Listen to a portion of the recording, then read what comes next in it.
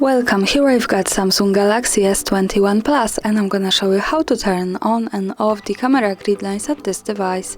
So let's start by tapping on the camera button to open it, and for now we are in the standard photo mode.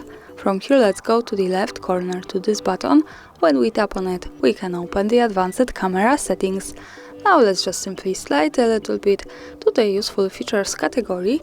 Here at the third position we have the grid lines option. By using this button we can turn them on and turn them off as we need. For now let me keep this turned on. Let's go back to the camera to see them.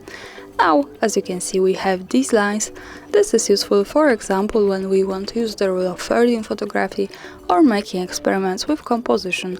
Also remember that these lines are not visible at the real picture, so when I take a photo and when I go here to the left, to this button that follows us straight to the gallery, we can't see the grid lines at the real picture, so they are only to help us taking better photos. And of course, when we don't need them, we can tap to the left corner once again, slide a little bit and use this button to turn them off. So for now, in the camera preview, the grid lines have gone. And that's all, thanks for watching, subscribe our channel and leave the thumbs up.